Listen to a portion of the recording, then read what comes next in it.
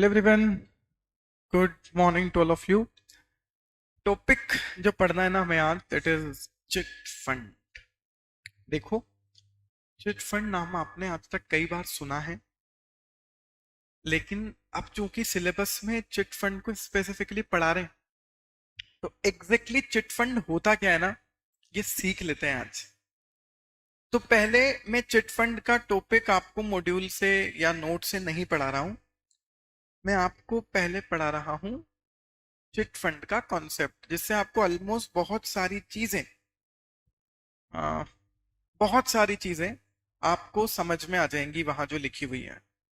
देखो, chit fund भी ना एक ग्रुप ही है, ग्रुप ही चलाता है। कैसे क्या चला रहा है वो समझते हैं। सपोज कीजिए 20 चिट फंड के मेंबर्स हैं, 20 मेंबर्स हैं इस चिट फंड में। इन्होंने तय किया कि ये हर महीने 10,000 रुपीज पर मंथ पर मेंबर क्या करेंगे, डिपॉजिट करेंगे। 10,000 रुपए हर महीना हर मेंबर। तो फर्स्ट मंथ कलेक्शन कितना आएगा? फर्स्ट मंथ कलेक्शन आएगा 2 लाख रुपए। अब इस 2 लाख रुपए को हमने डाल दिया इस चिट बॉक्स में। 2 लाख रुपए को हम डाल देंगे चिट बॉक्स में। अब देखो, एग्जैक्टली ये मैटर है क्या? क्या होता है ना, जो हमारा फॉर्मल फाइनेंस सेक्टर है, वहां से हर किसी व्यक्ति को हर कभी जरूरत पड़ने पर जितना वो पैसा चाहे उतना नहीं मिल पाता। तो ये लोग एक चिट फंड बना लेते हैं, ये उसके मेंबर बन जाते हैं। अब ये ना एक तरह से इनकी फाइनेंस की स्कीम, सेविंग की भी स्कीम बन रही है और फाइनेंस की भी बनेगी। अब ये क्या करेंगे, इस महीने जिस पर्सन को इस पैसे की जरूरत है वो जाए और बोली लगाए। अब जाकर क्या होने वाला है, महीने के एंड में जब ये 2 लाख रुपए इकट्ठे हो जाएंगे, तब होने वाली है बिडिंग। अभी बिडिंग होगी। बिडिंग क्या होगी कि कौन पर्सन पैसे लेना चाहता है एक महीने के लिए उधार, कौन पर्सन ये पैसे लेना चाहता है, किसको जरूरत है। तो सपोज करो सर, 4 लोग आ गए, 4 लोग आ गए बिडिंग करने। किसकी बिडिंग एक्सेप्ट करोगे? तो आंसर है जो सबसे कम अमाउंट की बोली लगाए। सर क्या बेवकूफी कर रहे हो, ज्यादा की या कम की? कम की। मतलब सुनो, ए ने कहा 1,80,000, बी ने कहा 1,75,000, 1,75,000, सी ने कहा 1,70,000, डी कह रहा है 1,65,000। ये बोली कौन जीतेगा? डी। सर क्या बात कर रहे हो, सबसे कम अमाउंट की बोली? हाँ। कि क्या होने वाला है, बी एक महीने के लिए 1,65,000 रुपए ले गया। बी को रीपे कितना करना पड़ेगा? अब समझ जाओ कि बिडिंग कम की क्यों जीतेगी। बिडिंग जीतेगी कम की, चारों का सेम अमाउंट हो जाए तो चिट निकाल लेना, ठीक है। लेकिन बिडिंग जीतेगी सबसे कम की, जिसने सबसे कम अमाउंट लगाया। मतलब ये डिफरेंस अमाउंट क्या हो गया, इस पूरे चिट फंड की इनकम। ये डिफरेंस अमाउंट पूरे चिट फंड की इनकम है। डी 1,65,000 ले गया, अगले महीने 2 लाख पे करेगा। चिट फंड की इनकम कितनी? 35,000।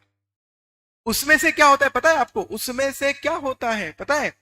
इसमें से ना अब फंड मैनेजमेंट का कमीशन निकाल लिया जाएगा, टोटल अमाउंट का 5%। नेट कितना बचा? ये 25,000 रुपए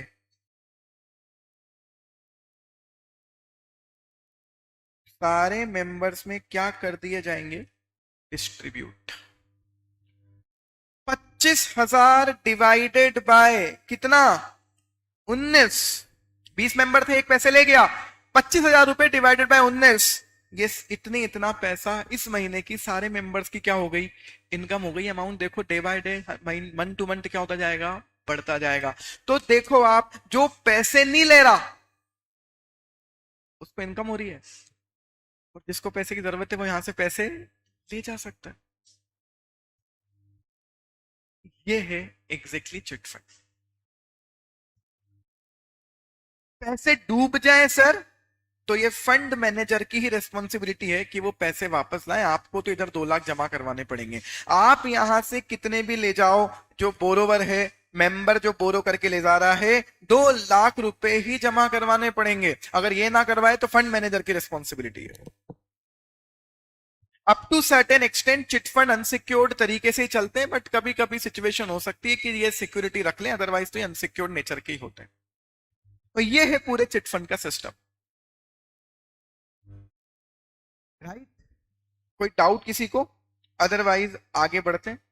अब आई होप आप ये चिट फंड का ये कॉन्सेप्ट सब समझ सकते हो। पहला पैराग्राफ आप पढ़ लेना, दूसरा पैराग्राफ मैं पढ़ा देता हूं। In a chit fund specific number of investor invest their money with a promise. किस बात का प्रॉमिस? कि उनकी चिट फंड का जो इन्वेस्टमेंट है वो शॉर्ट स्पेन ऑफ टाइम में ही क्या हो जाएगा, मल्टीप्लाई। कैसे हो रहा है मल्टीप्लाई? अरे रिटर्न देखो कितना ज्यादा है, जितना डिस्काउंट पर बिडिंग करके लेकर गया वो पूरी इनकम इसमें बटेगी। गारंटीड रिटर्न भी देते हैं कई बार ये। Under this type of saving arrangement एक specific number of subscriber contribute payment in installment over a definite period of time. तो मैंने आपको क्या पढ़ाया था कि लाइक 20 मेंबर हर महीने 10-10 हजार रुपए जमा करवाएंगे, लाइक 2 साल तक। तो आप देखो 2 साल बाद जिस बंदे ने 2 साल कुछ भी पैसा विड्रॉ नहीं किया, उसका पैसा कितना बड़ा होने वाला है।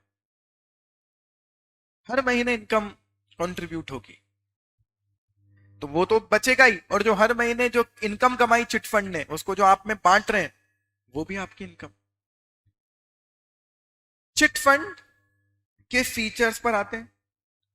इनकी प्री डिटरमाइंड वैल्यू होती है, प्री डिटरमाइंड ड्यूरेशन होता है। डाउट आएगा, प्री डिटरमाइंड वैल्यू मतलब हर महीने कितना कंट्रीब्यूट करना है ये फिक्स रहता है, और कितने टाइम के लिए स्कीम चलेगी ये भी फिक्स रहती है।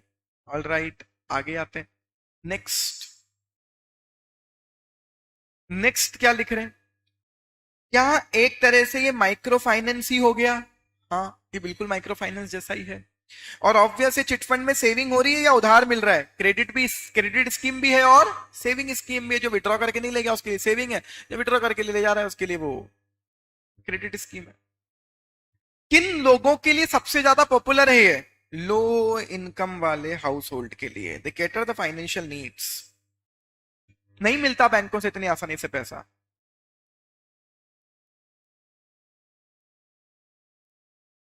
Next, they allow the deposits made by the contributor to be turned into a lump sum। जो आप छोटा छोटा डिपॉजिट हर महीने जमा करा रहे हो, सोचो 20 महीने बाद, 2 साल बाद ये पैसा कितना बड़ा हो जाएगा। कैसे होता है ये? सबसे पहले सब लोग मिलकर क्या करते हैं, डिपॉजिट।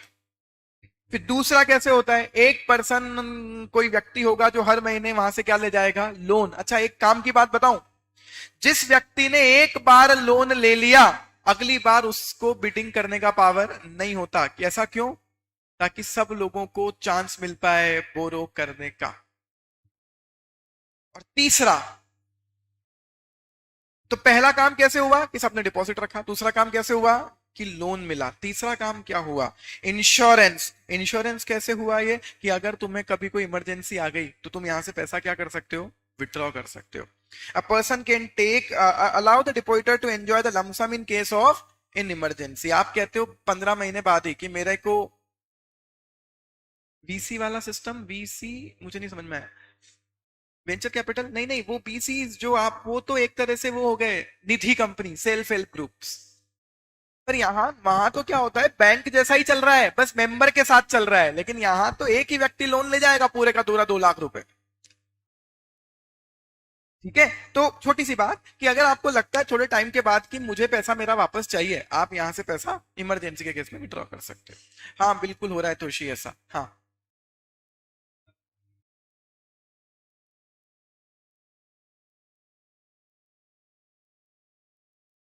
नहीं ना, बी 180 लेके जा रहा है, बदले में कितने देगा एक महीने बाद? 2 लाख। तो मैं उसको दूंगा ना जो 165 लेके बदले में 2 लाख दे जाए।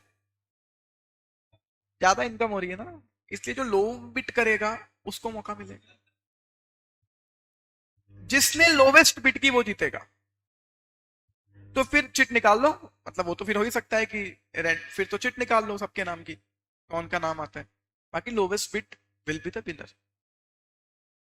ना, इंडिया में चिट फंड्स कौन रेगुलेट करता है? एक बात बताओ, क्या ये एनबीएफसी जैसे ही दिख रहे हैं? हाँ, लेकिन इंडिया में आरबीआई इनको रेगुलेट नहीं करता, एनबीएफसी के परव्यू से बाहर है। इंडिया में आरबीआई चिट फंड बिजनेस को रेगुलेट नहीं करता। चिट फंड डिपॉजिट एक्सेप्ट कर रहे हैं, बट डिपॉजिट की डेफिनेशन से बाहर है।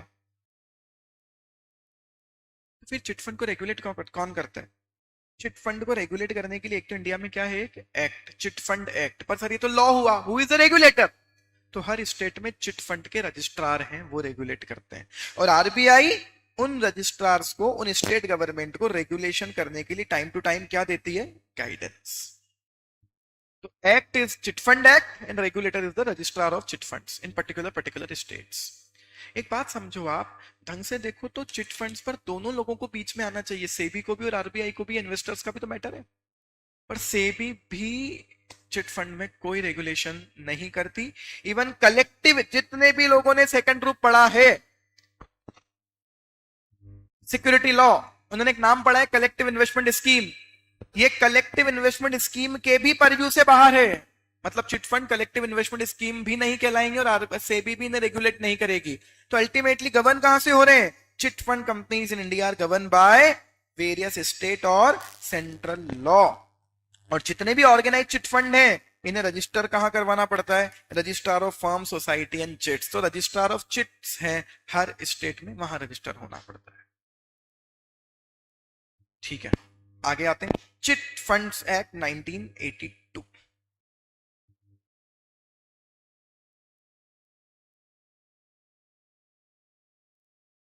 चिट फंड ही केवल चिट फंड वर्ड यूज कर सकते हैं, ये तो ठीक है, नॉर्मल बात। इनको चिटी भी कहते हैं कई अलग अलग रीजन में, कुरी भी कहते हैं। सबकी अपनी अपनी भाषा है, इंडिया में तो चलता ही यही है, पॉपुलर है ये 2-3 वर्ड्स बहुत। रजिस्टर्ड चिट फंड को चिट फंड बिजनेस के अलावा कोई और काम करना अलाउ नहीं है। एक ही व्यक्ति अलग अलग चिट्स चला सकता है, लेकिन एक ही कंपनी अलग अलग चिट चला रही है, एक में 20 लोग हैं, एक में 50 लोग हैं, वो बिल्कुल चला सकती है, लेकिन आपको हर चिट्टी को चालू करने के पहले स्टेट गवर्नमेंट की अप्रूवल रिक्वायर्ड है। डाउट आएगा, चिट फंड वाली कंपनी है या चिट फंड की अलग अलग स्कीम है? कंपनी एक है चिट फंड वाली, वो अलग अलग चिट्टी चला रही है, अलग अलग स्कीम चला रही है, हर किसी को अप्रूवल करवाना है, हर स्कीम अप्रूव होनी चाहिए। तो वो लोग जिन्हें स्टेट गवर्नमेंट की परमिशन नहीं है, वो चिट फंड्स ऑपरेट नहीं कर सकते। Without having the permission from the state government आप चिट फंड ऑपरेट नहीं कर सकते। यहां एक वर्ड आएगा, यहां एक वर्ड आएगा फॉरमेन। तो पहले ये पढ़ लेते हैं फॉरमेन है कौन। तो शायद जिसको मैं अभी चिट फंड का मैनेजर कह रहा था ना, देखो नीचे मैंने डिफाइन किया है फॉरमेन कौन, पढ़कर देखो तो कौन है। Foreman, a person who under the chit agreement is responsible for the conduct of the chit। जो चिट चला रहा है उसे फोरमैन कहा जाता है। ये हमारी लैंग्वेज नहीं है, एक्ट की लैंग्वेज है, इसलिए फोरमैन को फोरमैन ही लिखना पड़ेगा। राइट। अब ये क्या लिख रहे हैं? फोरमैन को चिट वैल्यू का 100% पैसा चिट रजिस्ट्रार के पास जमा करवाना पड़ता है चिट स्कीम चलाने के पहले। कुछ बच्चों को डाउट आएगा, ये मतलब बता दो इसका। आपने चिट स्कीम बनाई कि 50 मेंबर बनाएंगे, हर मेंबर से हर महीने 5,000 रुपए जमा करवाएंगे, तो आपके चिट की वैल्यू कितनी हुई? 2.5 लाख रुपए। तो जब ये स्कीम आप रजिस्टर करवाने जाओगे, तब इस रजिस्ट्रार के पास इस फॉरमैन को 2.5 लाख रुपए पहले जमा करवाने होंगे। तो ये इसका खर्चा हो गया क्या? नहीं, ये एक तरह से गारंटी का अमाउंट है। जब आप चिट सक्सेसफुली कंप्लीट कर लोगे पूरी, तभी पैसा फॉरमैन को वापस रिफंड कर दिया जाएगा। The deposit will be refunded to the foreman on the successful completion of the chit cycle। Next, her chit fund का क्वालिफाइड चार्टर्ड अकाउंटेंट से हर साल ऑडिट करवाना कंपलसरी है। अब पॉइंट नंबर 7 बहुत इंटरेस्टिंग है, बिडिंग पर कैप। एक बात बताओ आप, ये तो कंपटीशन ऐसा होने लग जाएगा, कल से कोई व्यक्ति बोलेगा 2 लाख रुपए का चिट वैल्यू है, लाओ मैं 1 लाख रुपए की बिड लगाता हूं, मैं ले जाऊंगा पैसे। आपको सुन के कुछ अजीब नहीं लग रहा? वो बोले भाई 1 लाख रुपए पर 1 महीने का 1 लाख रुपए का इंटरेस्ट ही तो हो गया, पागल है क्या? फिर ये पैसे डूबेंगे ही। तो एक्ट की कंडीशन है कि बिड कैप, ये जो डिस्काउंट है ना, ये मैक्सिमम कितना अलाउड है? 40%। 40% कैप है बिडिंग अमाउंट पर। इससे कम की बिडिंग जल्दी बताओ नहीं कर सकते। ये बिड कैप क्यों लगाई जाती है? ताकि बिड अनकंट्रोलेबल तरीके से ना बढ़े, अदरवाइज सब्सिक्वेंटली क्या होंगे? डिफॉल्ट होंगे बिडर के थ्रू। अरे कल से को आप बोलोगे 1 लाख रुपए तो 2 लाख रुपए दे दूंगा 1 महीने बाद, हम बोल रहे हैं 1 महीने बाद क्या 1 साल बाद भी 2 लाख रुपए देगा तो भी इंटरेस्ट कितना है? तो इस बिडिंग पर कैप लगा हुआ है, that is 40%। Now chit fund के टाइप्स कौन कौन से हैं? ऑर्गेनाइज चिट फंड, नॉर्मल बात, नॉर्मल लैंग्वेज में बता देता हूं। ऑर्गेनाइज चिट फंड मींस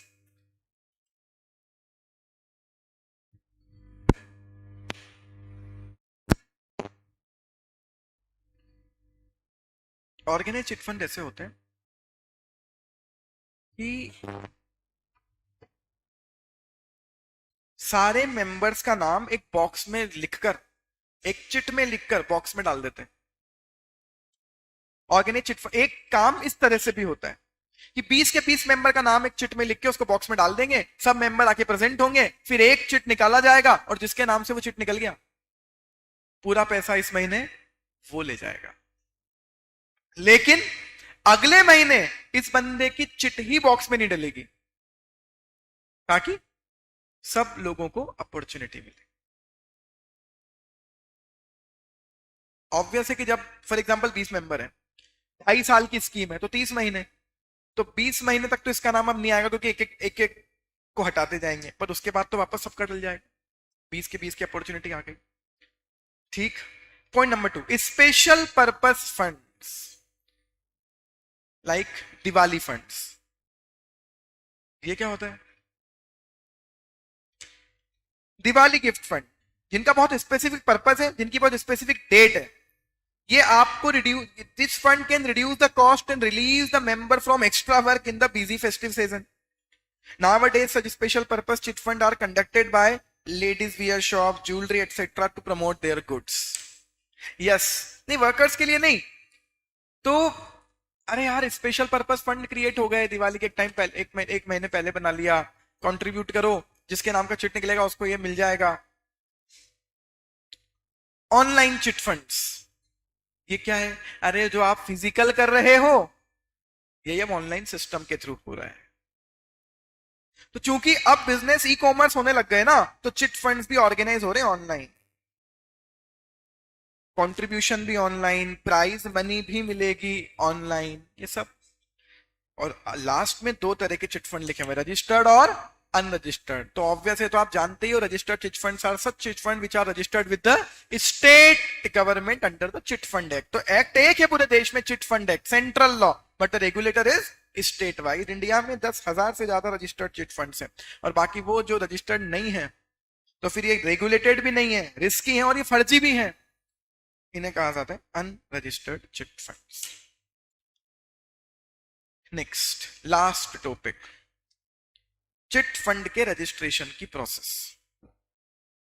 देखो ये टॉपिक नया नया इंसर्ट हुआ है, पहली बार आया है ये सिलेबस में, इसलिए इसके आने के चांसेस ज्यादा है। नॉट सेइंग कि आएगा, चांसेस आर हायर।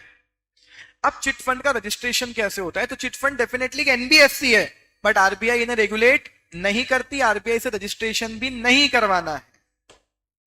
पर चिट फंड तो ये पहला पैराग्राफ, चिट फंड बनाने के लिए क्या करना पड़ेगा? आपको एक प्राइवेट लिमिटेड कंपनी बनानी पड़ेगी जिसका ऑब्जेक्टिव क्या होना चाहिए? ऑपरेटिंग ए चिट फंड। एक प्राइवेट कंपनी जब बन जाए तो स्टेट गवर्नमेंट के रजिस्ट्रार के पास आपको चिट फंड के रजिस्ट्रेशन के लिए अप्लाई करना पड़ेगा। कौन कौन को चिट फंड का रजिस्ट्रेशन नहीं मिलेगा? पॉइंट नंबर 1, एक इंडिविजुअल या एक एंटिटी जो ऑलरेडी चिट फंड एक्ट में या अदर एक्ट में इस तरह के बिजनेस करने के लिए ऑलरेडी उसे क्या हो चुकी है, सजा हो चुकी है, मतलब पहले वो इन चीजों में क्या कर चुका है, कोई फ्रॉड। कोई इंडिविजुअल या एंटिटी जिसने पेमेंट ऑफ द फीस या फाइलिंग ऑफ एनी स्टेटमेंट और the record required to be paid और फाइल्ड अंडर दिस एक्ट, इस एक्ट के किसी प्रोविजन का पुराने समय में किसी समय में चिट फंड चलाया होगा, तब क्या किया हुआ है, नॉन कंप्लायंस, या इस एक्ट के प्रोविजन का किया हुआ है वॉयलेशन। और तीसरा तो जबरन में लिख दिया, कोई किसी और ऑफेंस में कन्विक्ट हुआ है, दोषी पाया गया इंक्लूडिंग मॉरल टर्पिट्यूड, तो बोले और उसको इंप्रिजनमेंट की सेंटेंस हो चुकी 5 साल, और अभी तक वो इंप्रिजनमेंट खत्म हुए 5 साल नहीं हुए हैं। ये तो फर्जी है। पहला ऑफेंस क्या, चिटफंड एक्ट में या किसी और एक्ट में।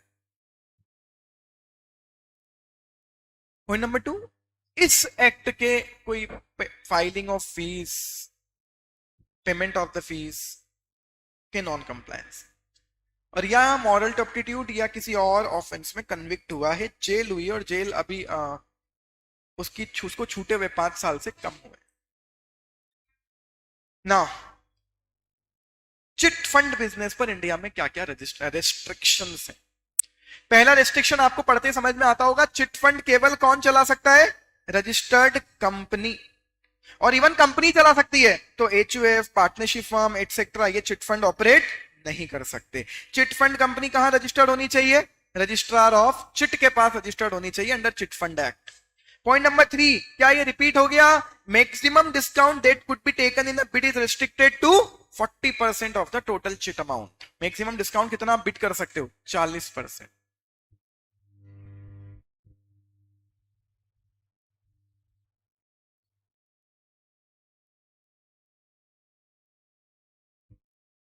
हर चिट को आरबीआई को ये जरूर बताना पड़ता है कि उनका चिट फंड में कितने सब्सक्राइबर हैं, कितना कंट्रीब्यूशन आ रहा है, और 1 महीने का पैसा आपको गारंटी के रूप में जमा कराना ही होता है जब तक कि स्कीम पूरी खत्म ना हो जाए। आया था फॉरमैन को 100% चिट अमाउंट का पैसा एक बार जमा करवा के रखना है, ये रिलीज कब होगा, जब आप पूरी चिट साइकिल को कर दोगे कंप्लीट, तो ये आरबीआई के पास करना है, ये आरबीआई के पास करना है।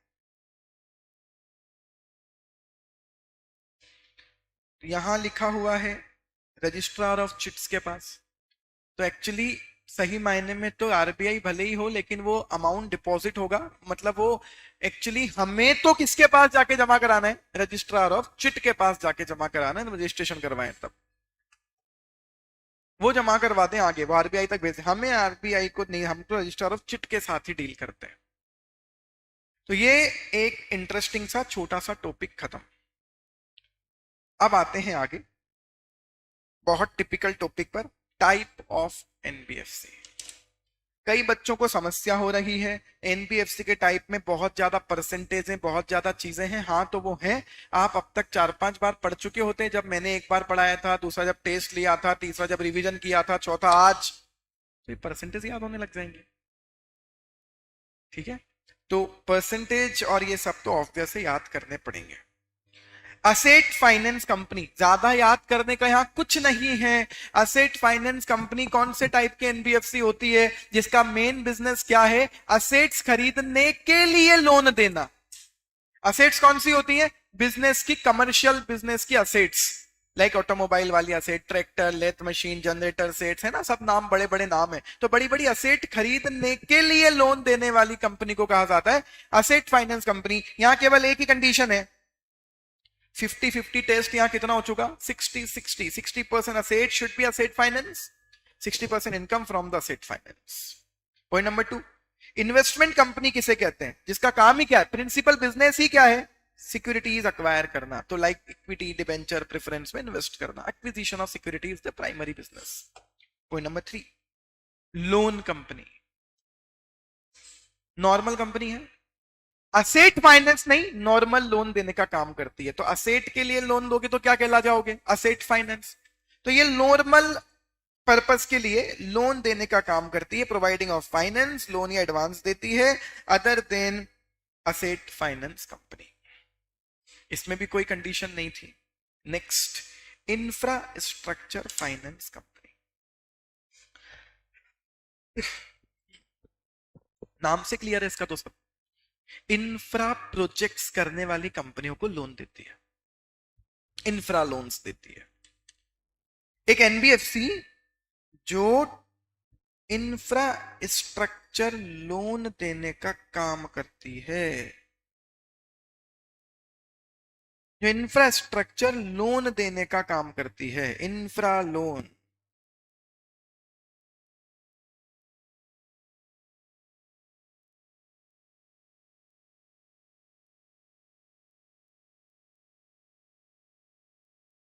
अब उसकी कंडीशंस क्या है, सोच कर देखो ना। वो कंपनी जो इंफ्रास्ट्रक्चर करने वाली कंपनियों को लोन दे रही है, वो कितनी बड़ी कंपनी होगी।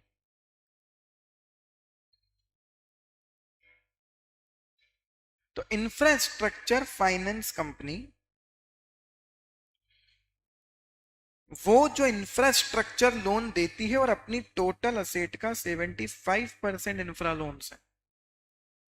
तो पहली कंडीशन यहां से आया है लिमिट, 75% इंफ्रा, टोटल असेट का 75% इंफ्रा लोन है। पॉइंट नंबर 2, छोटी मोटी कंपनी नहीं होनी चाहिए ये। नेट ऑन फंड कितना, 300 करोड़ रुपए। नॉर्मल एनबीएफसी के लिए नेट ऑन फंड कितना चाहिए, नॉर्मल एनबीएफसी के लिए नेट ऑन फंड कितना चाहिए, 10 करोड़ रुपए। अमेंड हो गया, पढ़ा दिया। इनके लिए 300 crore net owned fund. Minimum credit rating A या उससे ज्यादा। Last, capital to risky asset ratio कितनी होनी चाहिए, 15%। ये मैंने पूरा एक्सप्लेनेशन दिया था रेगुलर क्लास में कि आपने जो जो लोन दिए हैं वो सब रिस्की असेट्स हैं, वहां रिस्क है। तो कितनी कितनी आपकी रिस्क, कितनी कितनी लोन में कितनी कितनी रिस्क है, वो सी capital to risky asset ratio मैंने सब एक्सप्लेन करके बताया था। एक पूरा एग्जांपल लेकर के, आपने 10 लोन दिए हुए हैं, इन 10 लोन में कितनी कितनी रिस्क है।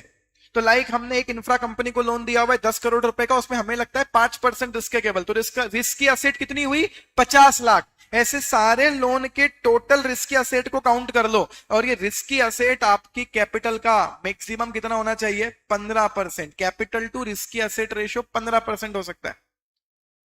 और दूसरा, टीयर 1 कैपिटल होनी चाहिए 10%। टोटल कैपिटल का टीयर 1 भी सिखाया था मैंने आपको। Tier 1 means equity, reserve etcetera, top owners का पैसा। टीयर 1 कैपिटल मिनिमम 10% होनी चाहिए। ये 4 कंडीशन है डेफिनेटली इंफ्रास्ट्रक्चर फाइनेंस कंपनी की।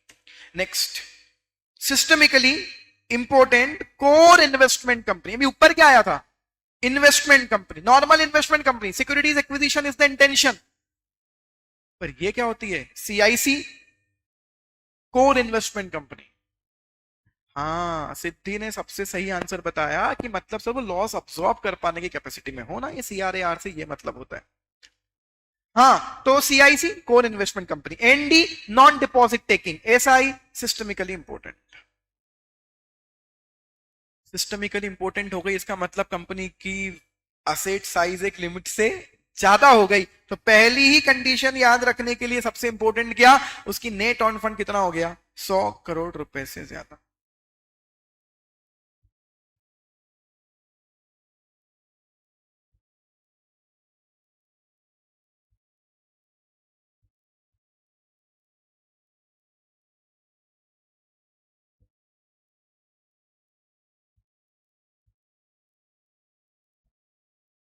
असेट साइज 100 करोड़ से ज्यादा।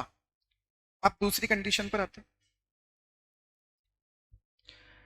एनबीएफसी है जिसका मेन इंटेंशन है सिक्योरिटीज को अक्वायर करना, लेकिन उसको ये कंडीशन फुलफिल करनी पड़ेगी। Systemically important core investment company, minimum 90% asset कौन सी होनी चाहिए, investment in equity, preference, debenture. Minimum 90% पैसा, मिनिमम 90% असेट इन्वेस्टमेंट होना चाहिए। पॉइंट नंबर 2, इक्विटी शेयर में इन्वेस्टमेंट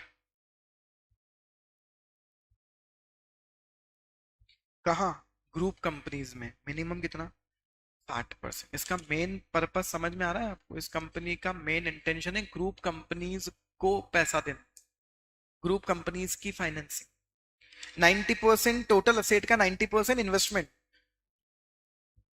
टोटल असेट का 60% ग्रुप कंपनी में इन्वेस्टमेंट। आपकी टोटल असेट है 200 करोड़, 180 करोड़ की मिनिमम इन्वेस्टमेंट होनी चाहिए और उस 180 में से मिनिमम 120 करोड़ का इन्वेस्टमेंट कहाँ होना चाहिए? ग्रुप कंपनीज में। और नंबर 3, इन्वेस्टमेंट का ही पर्पस होना चाहिए। इसका मतलब रेगुलर सिक्योरिटीज खरीद बेच नहीं सकती। Does not trade in the investment in shares, खरीद बेच नहीं सकती। सर भी क्यों क्यों इन्वेस्टमेंट कर रही है? लॉन्ग टर्म के इन्वेस्टमेंट के लिए इन्वेस्टमेंट करो, ट्रेडिंग करने के लिए नहीं करो। तो इनको अगर शेयर बेचने तो बेच सकते हैं, हाँ वो बेच सकते हैं, लेकिन रेगुलर ट्रेडिंग नहीं होनी चाहिए। तो बेच कैसे सकते हो? ब्लॉक सेल कर सकते हो। ब्लॉक सेल क्या होती है सर? जब एक व्यक्ति स्टॉक एक्सचेंज पर शेयर बेचे एक लिमिट से ज्यादा के, लाइक 10 करोड़ से ज्यादा के, तो उसे ब्लॉक डील कहते हैं। सिक्योरिटी लॉ स्टॉक एक्सचेंज वाले चैप्टर में पढ़ाया हुआ है। Block deal. कॉमन स्टॉक का मतलब तो equity share, common stock equity share, क्योंकि दूसरे स्टॉक प्रिफर्ड स्टॉक होते हैं, वो कॉमन नहीं होते, तो ट्रेडिंग नहीं कर सकती। तो यस, बिल्कुल है। तो ब्लॉक डील के तरीके से ही वो केवल शेयर बेच सकते हैं और रेगुलर ट्रेडिंग तो कर ही नहीं सकते। नेक्स्ट, कोई और अदर फाइनेंशियल एक्टिविटी नहीं कर सकते। कोई और अदर फाइनेंशियल एक्टिविटी नहीं कर सकते, तो केवल क्या कर सकते हैं? इन्वेस्टमेंट। अब यार कुछ छोटा मोटा पैसा बच जाए, जरूरी है क्या 1-1 रुपया लगा दे इन्वेस्टमेंट में? 90 लगाना है मिक्स, मिनिमम 90 जरूरी, तो मिनिमम 90 मतलब 95 भी लगा सकते हैं, 5 तो बच सकते हैं। तो उसकी बैंक में क्या करवा सकते हो? एफडी। मनी मार्केट के इंस्ट्रूमेंट खरीद सकते हो, ट्रेजरी बिल, गवर्नमेंट की सिक्योरिटी खरीद सकते हो, ग्रुप कंपनीज को दे ही सकते हो, ग्रुप कंपनीज के लिए गारंटी दे सकते हो। तो देखो, ग्रुप कंपनी को लोन भी दे सकते हैं, ग्रुप कंपनी को गारंटी भी दे सकते हैं। ग्रुप कंपनी ने लोन लिया, सॉरी, उसकी गारंटी भी दे सकते हैं बचे हुए अमाउंट से, पर मिनिमम 90% तो इन्वेस्ट ही करना है और कोई काम नहीं कर सकते। और मजेदार बात, ये एनबीएफसी पब्लिक डिपॉजिट एक्सेप्ट करती है। सर एनबीएफसी तो डिपॉजिट एक्सेप्ट ही नहीं कर सकती, डिमांड डिपॉजिट एक्सेप्ट नहीं कर सकती, दूसरे तो कर सकती है। पब्लिक डिपॉजिट एक्सेप्ट कर सकती है systemically important core investment company. सबसे ज्यादा प्रॉब्लम एक तो इसमें आती है,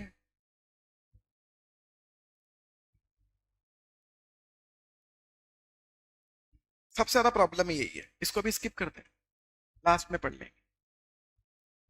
ये देखो, माइक्रो फाइनेंस इंस्टीट्यूशन, क्या इस नाम पर हमने पूरा टॉपिक पढ़ लिया? पर क्या पढ़ा था केवल कि माइक्रो फाइनेंस इंस्टीट्यूशन का बिजनेस क्या होता है। अब माइक्रो फाइनेंस इंस्टीट्यूशन को चलाने की कंडीशंस क्या है? ये अपडेटेड कंडीशंस हैं। माइक्रो फाइनेंस इंस्टीट्यूशंस को चलाने की कंडीशंस क्या है? NBFC MFI, non deposit taking NBFC होती है कंपनीज एक्ट में बनी हुई company, other than section 25 company नहीं बना सकते। बिजनेस करने के लिए बनाओ, मिनिमम ये कंडीशन इनको फुलफिल करनी है। यही अमाउंट तो याद रखने, ये 4 बार पढ़ लेते अब तक तो याद हो जाते, अभी भी पढ़ोगे तो एक बार, एक बार में याद हो जाएंगे। नहीं, कंडीशन क्या है? मिनिमम नेट ऑन फंड रखना पड़ेगा 10 करोड़। अब तो सारी एनबीएफसी के लिए 10 करोड़ हो गया। नेक्स्ट, मिनिमम 85% असेट कौन सी होनी चाहिए? Qualifying asset. छोड़ दो ना, क्यों रटना, आप बताओ, भले ही वर्ड कुछ भी लिखते हैं। क्वालिफाइंग असेट का यहां मतलब क्या है कि माइक्रो फाइनेंस का बिजनेस होना चाहिए। मिनिमम 85% पैसा माइक्रो फाइनेंस के लोन में यूज होना चाहिए। अब वो क्वालिफाइंग असेट किसे कहेंगे? कहते हैं वो लोन जो ये तीनों कंडीशन फुलफिल करें, दैट इज क्वालिफाइंग असेट। क्या? जिन लोगों की इनकम 1,25,000 से ज्यादा नहीं है, कम नहीं है, नोट एक्सीडिंग 1,25,000 ज्यादा नहीं एंड 2 लाख से ज्यादा नहीं। सर दो दो अमाउंट क्यों? रूरल के लिए 1,25,000, अर्बन और सेमी अर्बन के लिए 2 लाख। सर ये बिल्कुल समझ नहीं आया, ये क्या है? माइक्रो फाइनेंस, लो इनकम वाले लोगों को लोन देना। आया? लो इनकम वाले लोगों को लोन देना, तो उनको ही लोन देना जिनकी एनुअल इनकम 1,25,000 से कम है रूरल एरिया में, और 2 लाख से कम है अर्बन एरिया। 1 लाख से कम रूरल में, 2 लाख से कम है अर्बन में। क्या हुआ? कुछ अलग लिखा हुआ है क्या? हाँ वही तो कह रहा हूं, अपडेटेड है ये। इसमें बहुत कुछ लिखा होगा। हाँ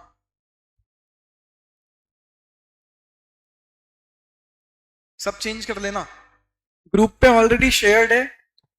पहले भी जो सॉफ्ट कॉपी भेजी थी उसमें अपडेटेड था, ग्रुप पर भी है।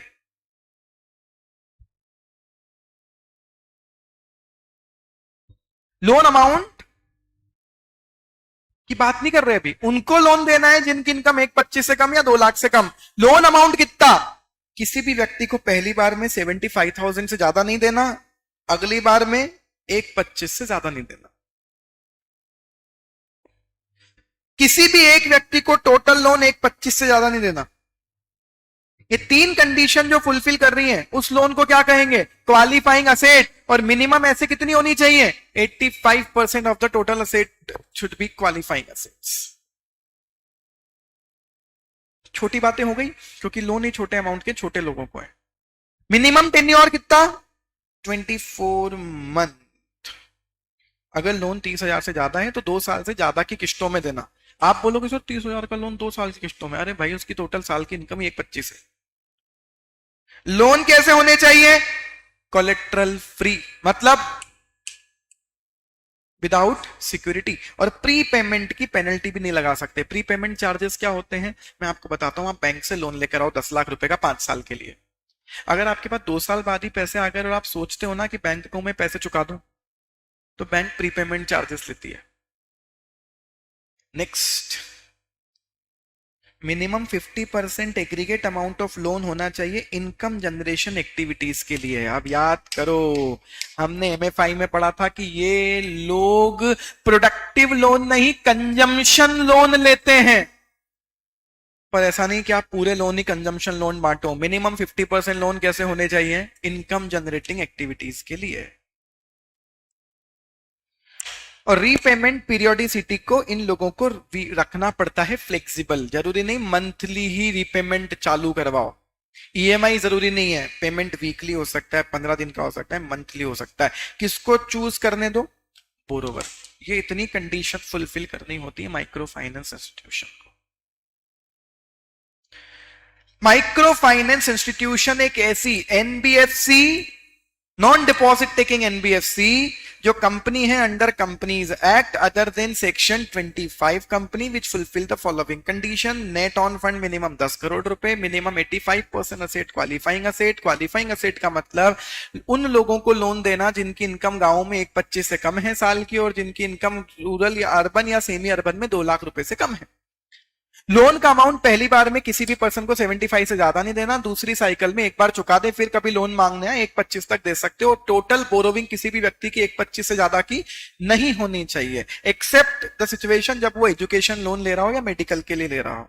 नेक्स्ट, टेन्योर कितना? अगर 30,000 से ऊपर का लोन है तो मिनिमम 24 मंथ की इंस्टॉलमेंट रखनी पड़ेगी। अनसिक्योर्ड लोन ही दे सकते हो, सिक्योर्ड नहीं दे सकते। कोई प्रीपेमेंट चार्जेस नहीं लगा सकते हो। मिनिमम 50% असेट कौन सी होनी चाहिए? मिनिमम 50% जो लोन आपने दिए वो इनकम जनरेटिंग एक्टिविटी के लिए होने चाहिए, और रीपेमेंट की फ्लेक्सिबिलिटी देनी होगी बोरोवर की चॉइस पर। यह है एमएफआई की डेफिनेशन। Next, NBFC factor. अब यह पढ़ाने के लिए क्या पढ़ाना पड़ता है पहले कि फैक्टरिंग क्या होती है। फैक्टरिंग आप अच्छे से जानते हो, डेटर्स की रिकवरी, डेटर्स के एडमिनिस्ट्रेशन और कलेक्शन का काम। वो एनबीएफसी जो फैक्टरिंग का काम करती है उसे कहते हैं एनबीएफसी फैक्टर। कंडीशन क्या? 50-50 टेस्ट। 50% असेट कौन सी होनी चाहिए? फैक्टरिंग वाली। 50% इनकम फैक्टरिंग इनकम से होने वाली इनकम होनी चाहिए। Next condition, next type, mortgage guarantee company. तो पहले क्या समझना पड़ेगा कि मॉर्टगेज गारंटी क्या होती है। मॉर्टगेज गारंटी क्या होती है? किसी बैंक ने जो मॉर्टगेज रखी हुई है, आप उसकी गारंटी दो कि अगर ये पैसा नहीं चुकाएगा तो हम चुकाएंगे, बदले में आपको क्या मिलता है? कमीशन। और बैंक को क्या मिलती है? सेफ्टी। तो मेन बिजनेस क्या? मॉर्गेज गारंटी का business. 90% turnover, 90% asset mortgage guarantee होनी चाहिए और 90% इनकम कहां से होनी चाहिए? मॉर्गेज गारंटी से होनी चाहिए। पर इन कंपनियों को क्या पैसा बहुत चाहिए होगा? हाँ, क्योंकि मॉर्गेज की गारंटी दे रहे हो। Minimum net owned fund 100 CR। यही तो याद रखने, ये याद रखने पड़ेंगे। नेक्स्ट, बहुत इंटरेस्टिंग एनबीएफसी थी, एक ऐसी एनबीएफसी तो कुछ काम ही नहीं कर रही। Non operative financial holding company, नाम में ही सब है, नॉन ऑपरेटिव, काम नहीं करती, पर क्या करती है? Financial holding. बनाया ही क्यों इस कंपनी को? हमने एक पेरेंट कंपनी बना दिया। जब जितनी भी कंपनियां चालू होंगी हमारे ग्रुप में, सब कंपनियों को क्या देगी? पैसा, इन्वेस्टमेंट यहां के थ्रू आएगा। तो हम ग्रुप कंपनी के लिए इन्वेस्टमेंट के लिए हमने एक एनबीएफसी बना ली, घर की ही।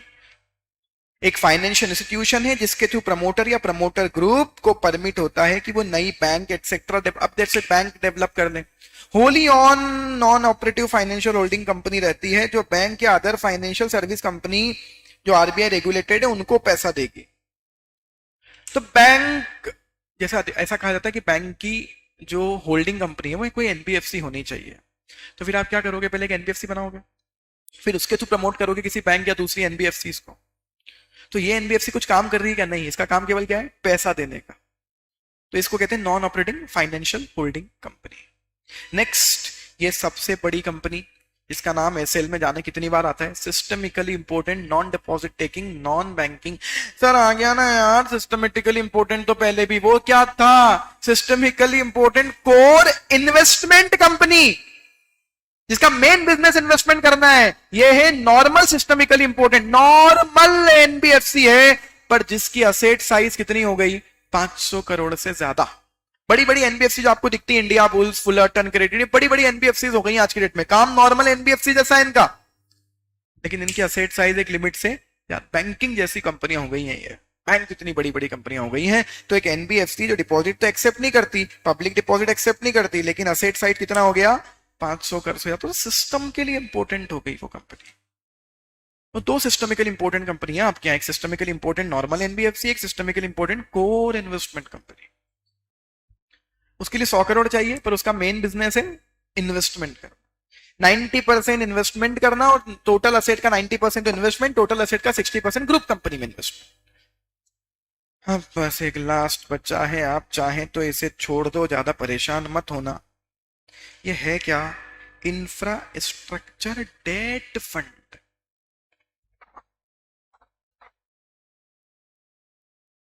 ऊपर भी तो आई थी एक कंपनी, वो थी इंफ्रास्ट्रक्चर फाइनेंस कंपनी। इंफ्रा करने वाली कंपनियों को लोन देती है इंफ्रास्ट्रक्चर फाइनेंस कंपनी। अब ये ढंग से देखो, यहां एक वर्ड है डेट फंड।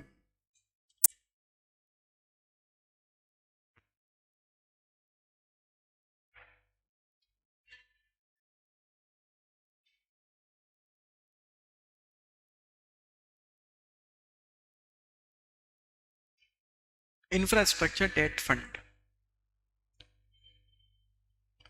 कोई बताएगा क्या होते हैं? किसी को समझ में आता है क्या होता है?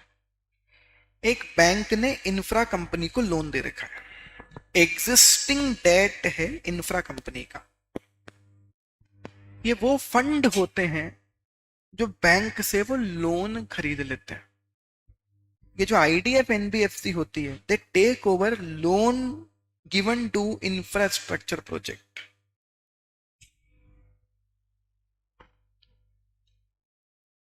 इससे क्या होगा? ये बैंक से जो लोन टेक ओवर हुआ है उसकी वजह से बैंक के पास क्या पहुंच जाएगा? एक एक्स्ट्रा पैसा, लिक्विडिटी अवेलेबल हो जाएगी बैंक को। तो बैंक के लिए एक हेड रूम क्रिएट हो जाता है कि वो फ्रेश इंफ्रा प्रोजेक्ट्स को लोन दे पाए। एक इंफ्रा प्रोजेक्ट को बैंक ने लोन दिया, बड़ा प्रोजेक्ट है, बड़ा लोन फंस गया, बड़ा अमाउंट ब्लॉक हो गया बैंक का, तो आईडीएफ वो कंपनी होती है जो बैंकों से वो लोन टेक ओवर कर लेती है। बैंकों को लिक्विडिटी प्रोवाइड करने के लिए कि हम आपसे खरीदें, हम ट्राईपार्टेट एग्रीमेंट होगा between infra projects, between bank and between IDF. तो आप इतना ही याद रख लो इसमें कि ये रीफाइनेंसिंग का काम करती है। रीफाइनेंसिंग मतलब बैंक ने इंफ्रा लोन दिए और ये बैंक से वो लोन खरीद लेती है, infrastructure debt fund. Infrastructure debt को खरीदने के लिए बनाए हुए फंड्स। इतना ही याद रख लो, बहुत है।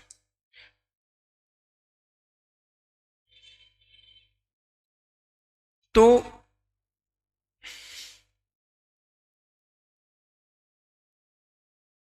ये इंफ्रा प्रोजेक्ट्स कौन से होते हैं, ये डाउट पूछ रहा है। ओके, ये इंफ्रा प्रोजेक्ट आप यहां तक समझ में आ गया तो ही पढ़ना आगे।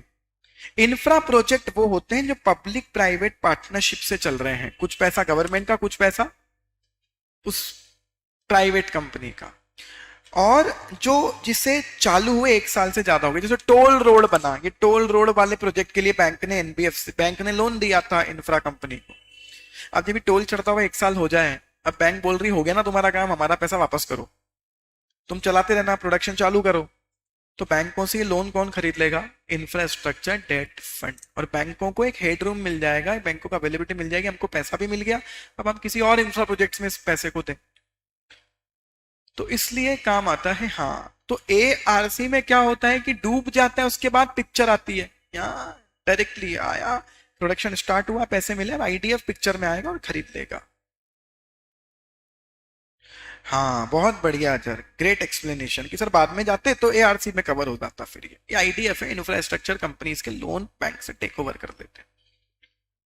तो यहां जाकर ही खत्म हुआ, थोड़ा बड़ा चैप्टर है, नॉन और टेक्निकल भी बहुत है। एनबीएफसी खत्म हुआ। चलिए मिलते हैं फिर, थैंक यू सो मच।